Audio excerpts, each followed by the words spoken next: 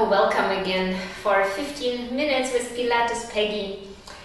Last time we did the feet, or if you just randomly checking the videos, check the one with the feet. So I will go further now onto balancing onto the feet. So you have the connection with the work of the feet and the rest of the body.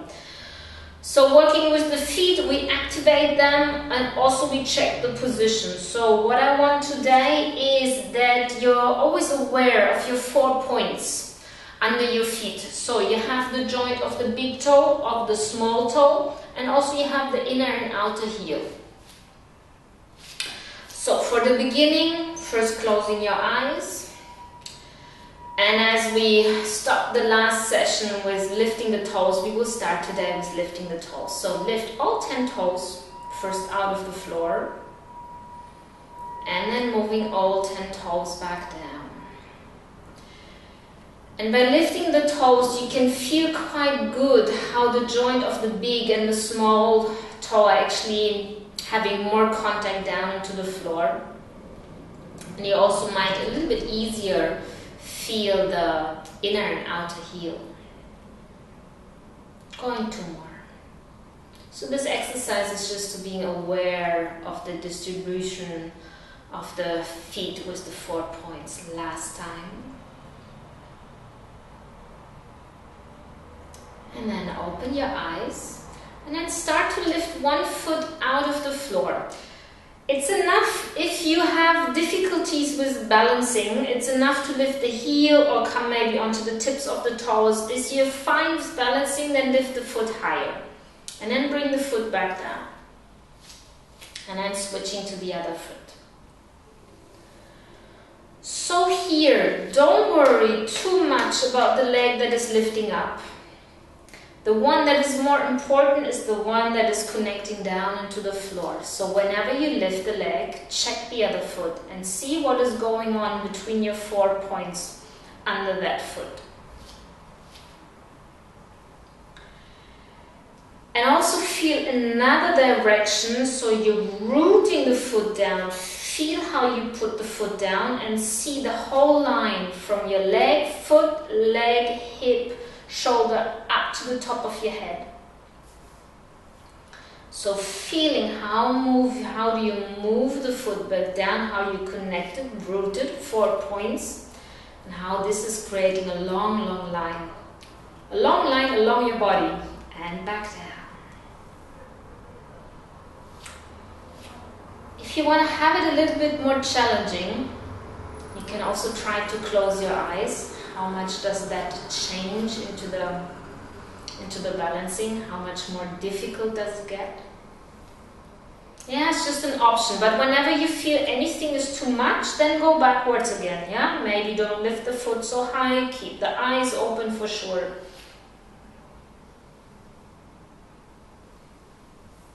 One more, each foot.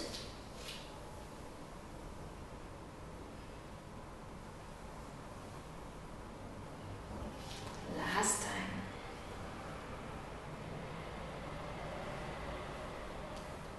And then bring the arms front, inhale here. And with the exhale, move the arms back, so press the arms back. Inhale front. And with the movement of the arms back, slightly also engage your core, move the belly in. Inhale, big inhale, and long exhale. Next time, lifting the heels also up, inhale. And then the way you're pressing the arms back, the same, you slowly pressing the heels down. And when you're completely down, feel your feet equally down. Inhale, lifting the heels up. And against resistance, you move the heels back down. Give a little support with your core. Inhale. And exhale. The heels, if you feel you're struggling and it's too unstable, don't worry, they don't have to come super high. Yeah, already a little bit out of the floor is absolutely okay, but then go against the resistance movement down. And what you also can check And the moment you lift the heels up, what is going on between the big and the small toe? Yeah, can you keep those 2 points between the big and the small toe? Can you keep it equally? So because sometimes you might feel when you go too much on the big toe, then you have to move the small toe back down again. Or otherwise, if you tend to go with the small toe too much and the ankles are opening to the side, then bring the big toe back down. Inhale up, heel up. So there's lots of things to observe. And slowly heels back down. One more.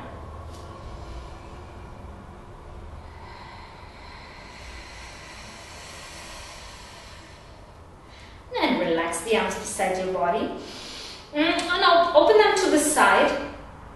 They can be parallel to the floor. If this gives you any struggle into the neck, lift the arms a little bit lower. Inhaling here and exhaling, rotate. Inhaling into the center and exhale, rotate. In case there's any confusion with the breathing, don't worry. Check that you inhale and check that you exhale. But if it helps you, usually inhale is to stretch the spine. It's when you lengthen it. And exhale when you rotate it or when you bend the spine.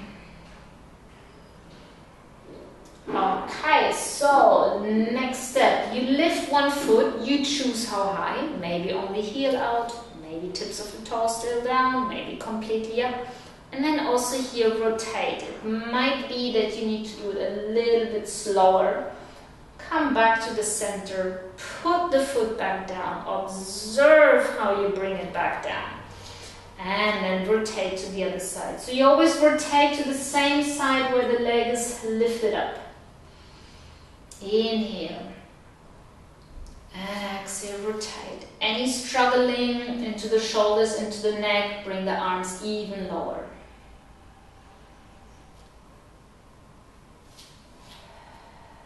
If you manage, if you're stable enough, whenever you twist, you can even look behind the back shoulder. But always keep your level where you still have the feeling you're not only inhaling and you're holding your breath, or it's super unstable. You can put the foot lower down, you can do the twist smaller.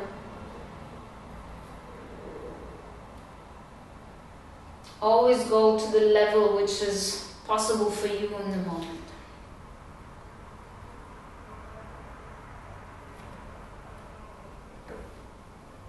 Be more curious about the balancing, yeah, on one foot. What is going on in the foot? What is going on into the rest of the body? Can you keep your chest soft?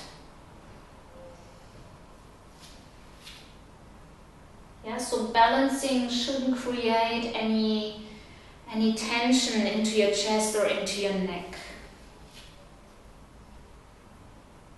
The body is just arranging all the parts. For me, it's always like a little puzzle. You put one above each other and then they're all connecting and balancing depending on what one is doing. Or like the Jenga towers that we used to play, when you put one wooden block on the other and how it's all still balancing and how you try to find that the tower is not falling. One more.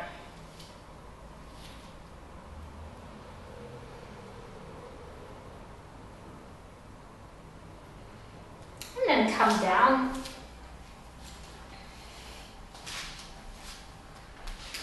Lay down on your back. Have the feet get quite close to your bum, as we also had it in the last session, to the feet session. Checking here also hip width. So you have one line, hip bone, knees, middle toe. Arms wherever you wish, beside your pelvis or to the side. And then lifting the pelvis up into bridge position. Tiny bridge position or high bridge position, you choose. So from here, the same movement as you had just standing. You root one foot down and the other one is lifting. Might be, maybe heel, maybe coming up to the tips of the toes, or maybe lifting higher. And then back down. Feel how you move the foot back down. And then other.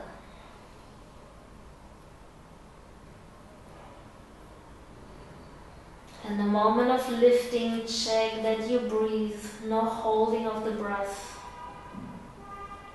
And also here, it's not important how high that leg comes up. Check the standing leg. What is going on into the foot that is still into the floor?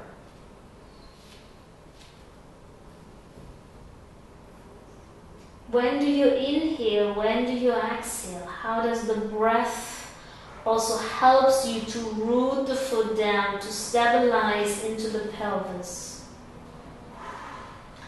If at one point it's getting too much for your hamstrings, bring the pelvis down, take the knees into the chest, take a little rest, and then start again. If you want to have it more difficult, bring the arms up to the ceiling.